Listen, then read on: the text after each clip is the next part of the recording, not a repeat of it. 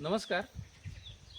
आपण साताऱ्यामध्ये वाईमध्ये रायरेश्वर एक पठार आहे. त्या ठिकाणी एक सह्याद्रीचा जो पश्चिम घाटाचा एक कडा आहे तो या ठिकाणून गेलेला आहे. तर आम्ही काल आमचे मित्र आनंद पवार यांच्या वाढदिवसानिमित्त या ठिकाणी रिसॉर्टला फिरायला आलेलो आहोत. तर आपण पाहू शकतो की किती नयनरम्य वातावरण आहे आजूबाजूला, सौंदर्य किती म्हणजे निसर्ग सौंदर्य, नॅचरल वातावरण वाटतंय. पावसाळा असल्यामुळे झाडे हिरवेगार झालेले आहेत. तिथं सारखा पाऊस आणि इथं ढगं उतरल्यासारखे वाटतात. अक्षरशः तिकून येणारे ढग येत असं वाटतं की डोंगराला खेटून चालले. तर आपण पाहू शकतो की आम्ही ज्या रिसॉर्टला थांबलो ते रिसॉर्टचं नाव आहे hill stop resort and agro tourism. Dhananjay Kadam यांचं आहे. त्या गेट नंबर 1 आहे. तर या ठिकाणी आम्ही काल आलेलो आहे. तर या गेटमधून आता आपण पाहिले की हिल स्टॉप नावाचं आपलं रिसॉर्ट आहे. त्याच्यामध्ये किती भयानक शांतता आहे. माणसं शहरामध्ये काम उद्योगधंद्यासाठी जातात किंवा त्या धावपळीमध्ये रोजगारात तिथं कुठली प्रकारची शांतता भेटत नाही, किंवा त्या धावपळीमध्ये सगळं पोल्युशन म्हणा किंवा आवाज म्हणा, गोंगाट म्हणा, याच्यामध्ये आज माणूस कुठंतरी वैतागलेला आहे. ट्रॅफिकमध्ये आयुष्य निघून चाललंय. परंतु कुठंतरी वर्षातून किंवा काही दिवसातून थोडी उसंत घेण्यासाठी लोक आता पर्यटनाकडे वळायला लागलेत. आणि पर्यटना वळायला लागल्याच्या नंतर कुठंतरी निवांतपणा असावा म्हणून माणसं शहरातून कुठंतरी वेगवेगळ्या ठिकाणी जिथं पर्यटन आहे, नैसर्गिक वातावरण आहे, अशा ठिकाणी फिरायला जातात. तर पाचगणी सगळ्यात आवडतं किंवा आपण ठिकाण आहे. त्यामुळे पाचगणी किंवा वाई ही छोटाली जी काही हे येतं पर्यटन जे क्षेत्र आहे त्या वाढत चाललेलं आहे. पण काही असे दुर्गम भाग आहेत जिथं पर्यटक पोहोचलेला नाही आहे. तिथं दुर्मिळ काहीच लोक तिथं जातात आणि आपल्या वर्षभराचा किंवा आपल्या 6 महिन्याचा थकवा तिथं जाऊन घालतात. तर यापैकी पाहू शकता बाजूला तुम्ही किती मस्त झाडी आहेत, एकदम शांत वातावरण आहे. पक्ष्याचा किलबिलाटही तुम्ही पाहू शकता.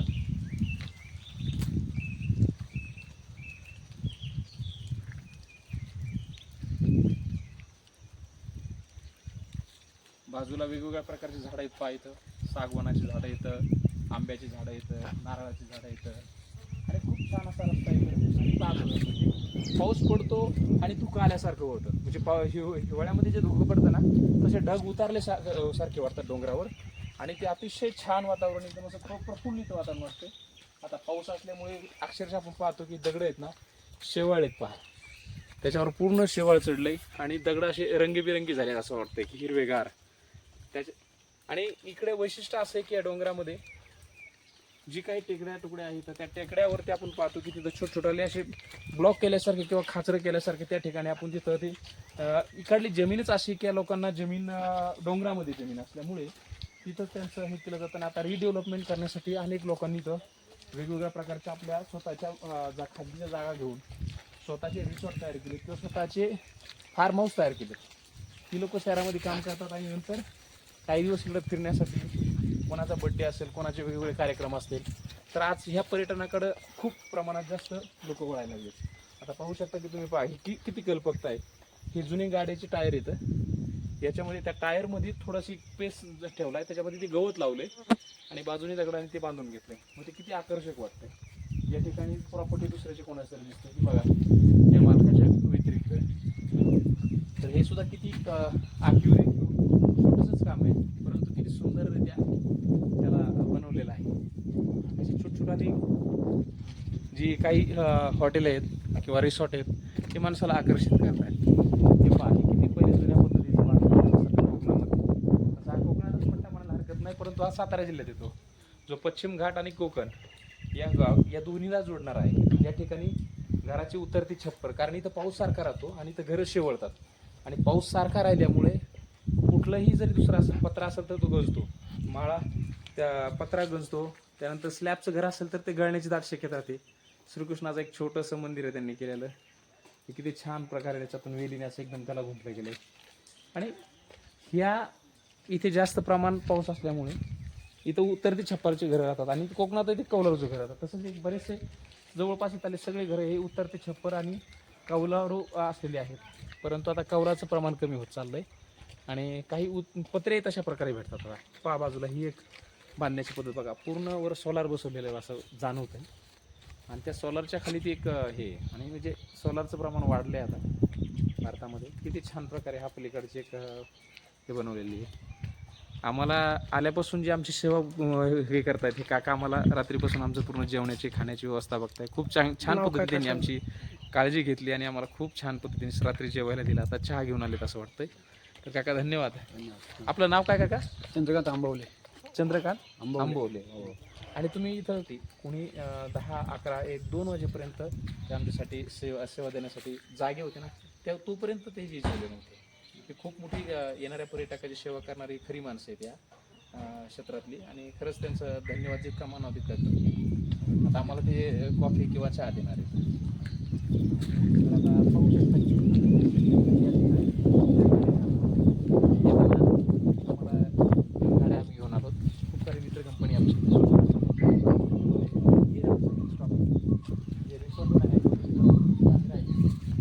स्टॉप या ठिकाणी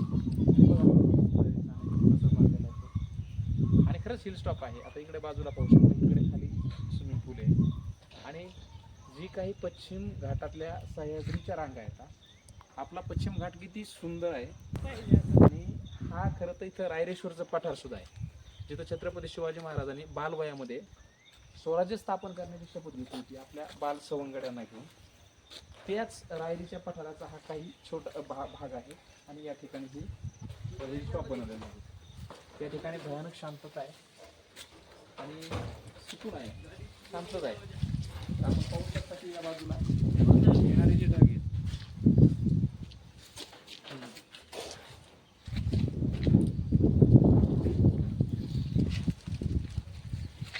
चला तर आता आतमध्ये येऊ आपण. दादा आहेत आमचे, दादांनी सध्या रात्री आमची जेवणाची व्यवस्था पहिली. हे दादा आणि ते काका यांनी रात्री आम्हाला जेवण्याचे काल आल्यापासून जेवण्यापासून नाही ती सगळ्या गोष्टीची व्यवस्था पाहतात.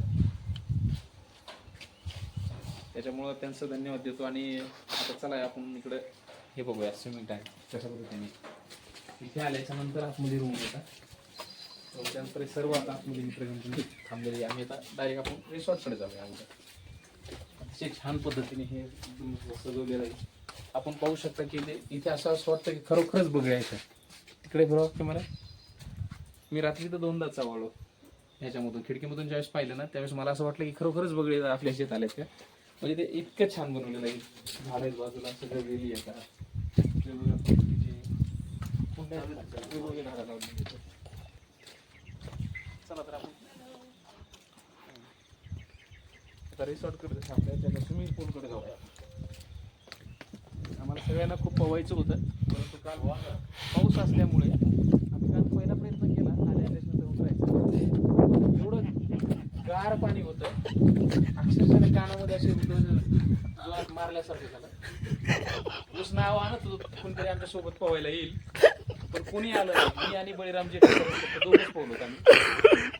त्या पाण्यामध्ये परत स्विमिंग टँक मध्ये उतरायची डेअरिंग नाही झाली आमची कधी. होणार नाही असं वाटायला लागलं. ते स्विमिंग टँक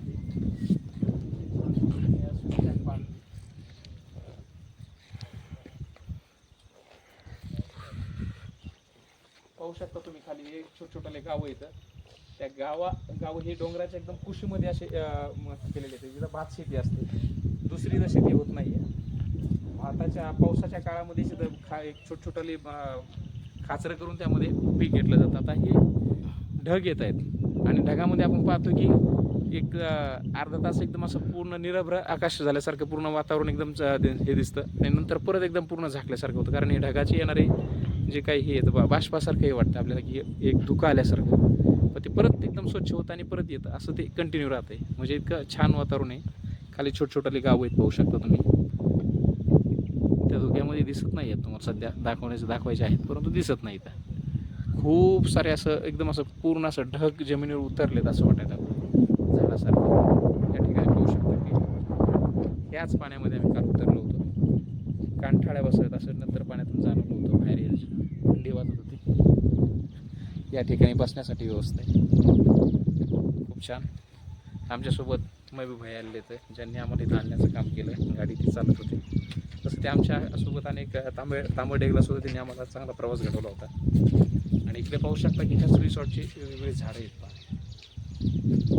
पाहू शकता की तुम्ही आंब्याची झाडं येतं. इथले काही माहिती नसलेल्या काही वनस्पती येतात, पण इथं खूप छान म्हणजे हे केलेलं आहे. या ठिकाणी चिकू आणि आंब्याची झाडं, त्याच्यानंतर आवळ्याची झाडं जे आपण पाहतो गावाकडे, तर ती सर्व या ठिकाणी झाडं आहेत पहा.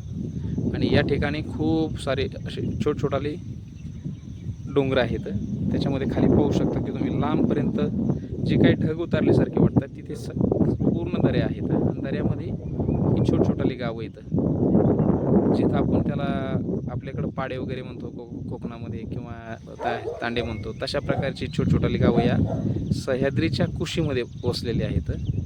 आणि या ठिकाणी छोटछोटाल्या जमिनी आहेत, तर त्या ठिकाणी भात शेती केली जाते. खूप असं शांत वातावरण. आता इकडे पाहतो आपण, हे स्विमिंग टँक आहे. आम्ही आल्याच्या नंतर इथं या स्विमिंग टँकमध्ये आणि त्यानंतर इथे एक कुत्रा आहे, जर्मन शेफर्ड टाईपचा. हॉटेलचं लोकेशन आहे, आपण ज्या ठिकाणी थांबलो हॉटेल. हा अनिल आहे, आमच्यासोबत आलेला आहे. अनिलाने आम्ही रात्री खूप एन्जॉय केला. त्यानंतर आता या ठिकाणी हॉटेलचा तुम्ही नजारा पाहू शकता की किती छान वाटते.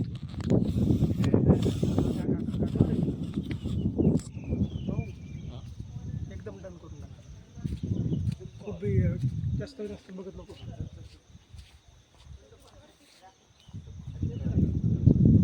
आंब्याचं झाड आहे, पूर्णतः पावसाने एकदम जास्त पाऊस असल्यामुळे त्याच्यावरती पहा तुम्ही शेवळल्यासारखं वाटते आणि त्याच्यावर हिरवगार गवत उगल्यासारखं वाटते. म्हणजे एवढा इथं पाऊस राहतो आणि कायम पाऊस राहतो. पावसाच्या काळामध्ये सगळ्यात जास्त पाऊस होणारी ही पठारं आहेत. या ठिकाणी पाऊस पडल्याच्या नंतर आपण पाहतो की साताऱ्याचा काही भाग हा दुष्काळ आहे, परंतु इथे पाऊस पडून ज्या काही नद्या आहेत त्या नद्यांना भरपूर सारं पाणी राहतं. त्यामुळं हे सगळा भाग हा ओलिताखाली आहे किंवा पाण्याखाली येतो. होऊ शकत नाही डोंगर. किती छान हा सगळा नजारा आहे, किती नैसर्गिक वातावरण किती अप्रतिम आहे. यामधून लक्षात येतं की लोक का इकडं पर्यटनासाठी येत असतील किंवा आपल्या सगळ्या कामाच्या धाकधुकीमधून का वेळ काढत असतील आणि का थोडासा शांत राहण्याचा विचार करत. आता हे बघा, बाबा सर पोहायला चाललेले आहेत. आम्ही काल पोहलो, आम्हालाही गरम पाणी जाणवलं. त्यांनी आज डेअरिंग करून ते आता स्विमिंग टँकमध्ये उतरणार आहेत. बाबा सर आता पोहणार आहेत थोड्याच वेळात. काय नाही, गार नाही.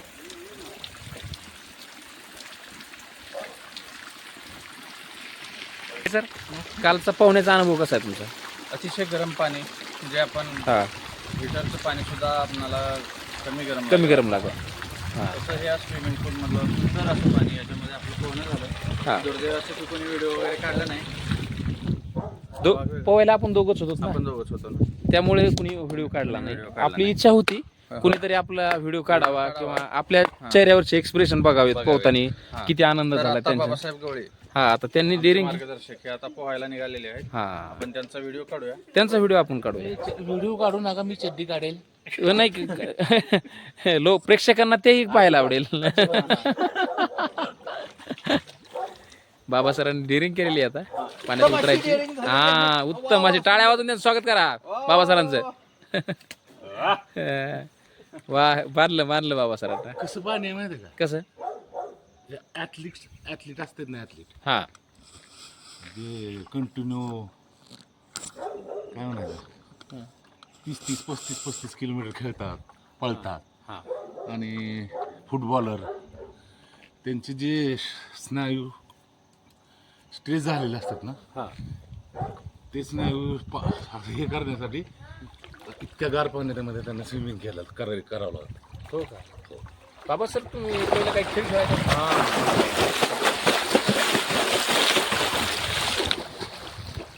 बाबासाहेब पैलवान होते. बाबा सर पहिलं नव्हते का?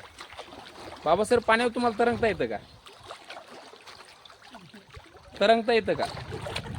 आनंदने आम्हाला सांगितलं की कुर्डवाडीतला कुठलाही मुलगा पाण्यावर तरंगू शकतो. तरंगता येते पण पोट दिसतंय. माझं पोट लय बिकार. पोट दिसू द्या ना, पोटाशिवाय तर संपत्ती वाटत नाही. माणूस सुखी का समाधानी आहे, पोटच सांगतो. नाही,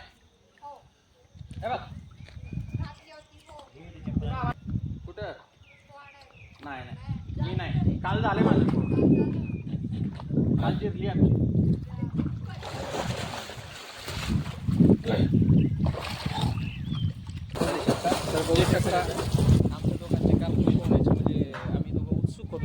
तरी पण कोणी खूप काही सारा व्हिडिओ पाऊस केला चालू नाही. होता आणि उत्सुकतेत दोघांनी सगळे आतमध्ये असताना कोणी बाहेर यायची तयारी करत होते. आम्ही आता जाऊन स्विमिंग मध्ये चांगलं पोहू पण आल्याच्या नंतर आम्ही पहिली उडी टाकली. मी गेल्याच्या नंतर आतमध्ये मी म्हटलं खूप गरम पाणी त्यामुळे जे सर म्हणले काहीच हरकत नाही मीही येतो आतमध्ये. आल्याच्या नंतर आम्ही दोघांनी ज्यावेळेस पाण्यात पोहायला सुरू केलं त्यावेळेला खरी मजा आली. कानाची पडदी ज्यावेळेस आकुंचन पावले.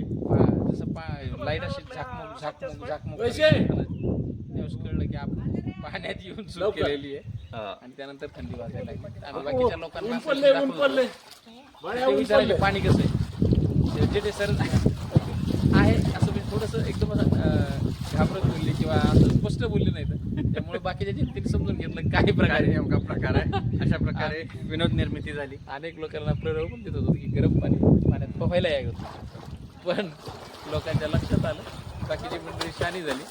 आम्ही दोघं चांगले पोहून बाहेर आल्याच्या नंतर आणि आनंद मिळाला. आम्ही आनंद मिळाला आम्हाला. परत एक चांगली 15 मिनिटं भानावून तर अशा प्रकारचा आमचा पोहण्याचा किस्सा झाला का आमचा.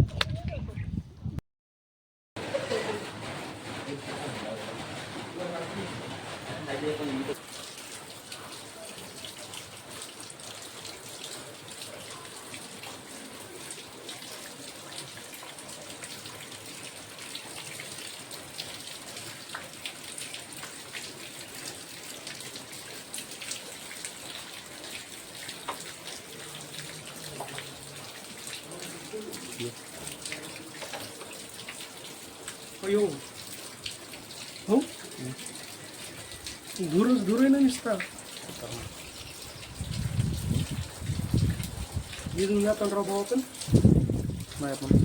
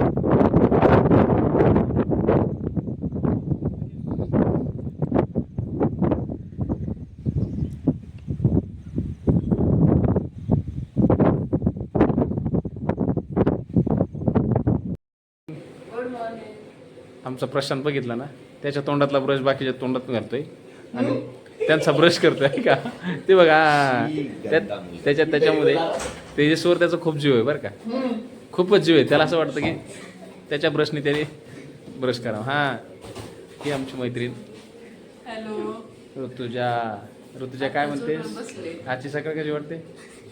मस्त वाटतंय पाऊस पडतोय छान पाऊस पडतोय ना बाहेर पाहिलाच का तू बाहेर? नाही आता उठूनच मग बसले इथून अंदाज व्यक्त करते असं म्हणत नाही याच्यात दिसतोय नाही तर गॅलरी हो का? काच आहे मस्त पाऊस हां पडतोय धूप आहे. हां जे आमच्या आता गोड बोले काय गोड बोले कसे आहेत? जबरदस्त हां जबरदस्त गोड बोलेनी दात घासले आंघोळ केली पण प्रशांतचा जीव येतो शेवटी. आता आमचे मामा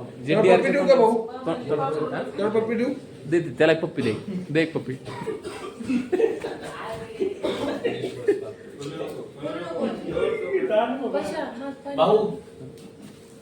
आता आमची JDR झोपलेली तर मामा तुम्ही काय म्हणतात? प्रशांत तुमचं ब्रश करायचं म्हणते मला काय उकळलेलं नाही उठायचं नाही आज काय होतं थंडी वाजते कसं वाटतंय ते काय सोय नाही काय नाही काय हुडहुडी नाही. भरून राहिले बुरबुर लागते हुडहुडी हुडहुडी हुडहुडी भरली का मग आता काय बाहेर जायचं की नाही जायचं ना धुकं पाहायला पाऊस पाहायला स्विमिंग पूल मध्ये पोहायला जाणार आहे की नाही? तू झालं का? मी आलो पो सकाळी मी आणि अनिल. हां येत आमच्या तिकडे बघा. वैष्णवी सरातली वाढदिवस होता पण काय वैष्णवी काय वाढदिवसानिमित्त काय विशेष? काय तुम्ही सगळे लोक विशेष आहात. हा अरे बाप. महाराज काय म्हणते तर? छान कशात महाराज?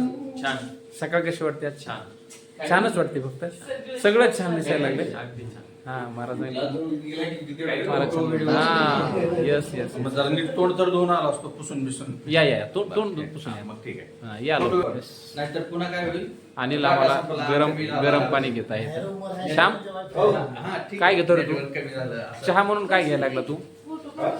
चहा म्हणून काय घ्यायला लागला? या ठिकाणी पहा तुम्ही चहा म्हणून गरम पाणी घेतोय की नेमकं काय घेतोय इथं हा प्रश्न. चहाच्या ऐवजी हे चालणार आहे हा हो तेच घेतोय श्याम चहा.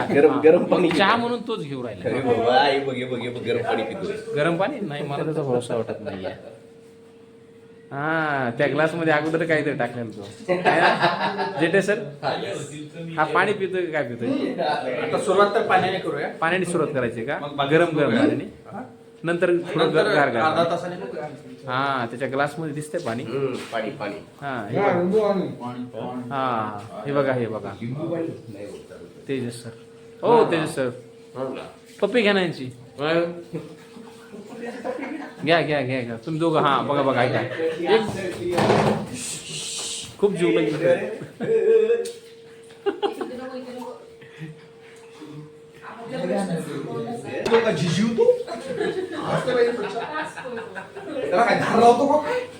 दात नांगरत आहे. त्याला धार लावतो प्रश्न. फरशी पुसले असं तुझा.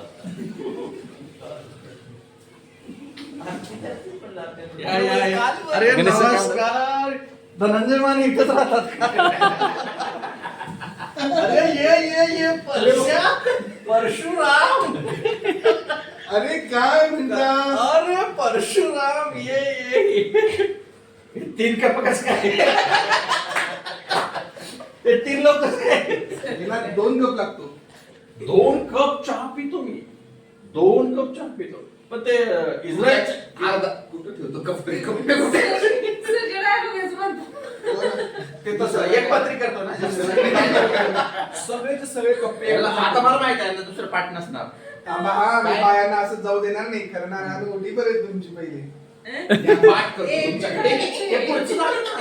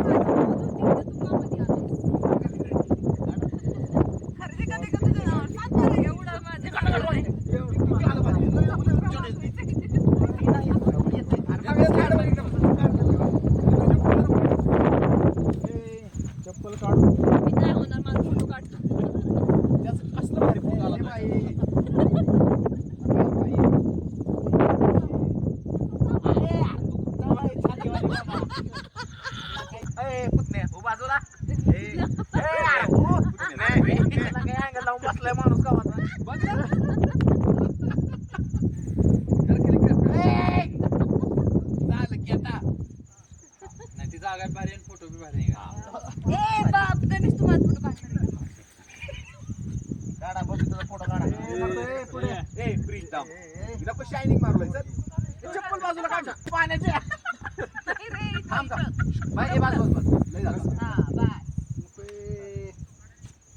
हलू नको.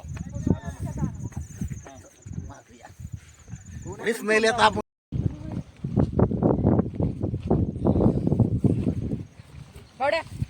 बावड्या चालायच्या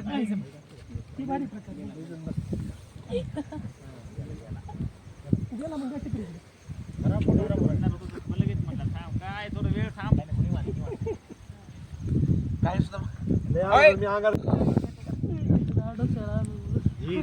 खूप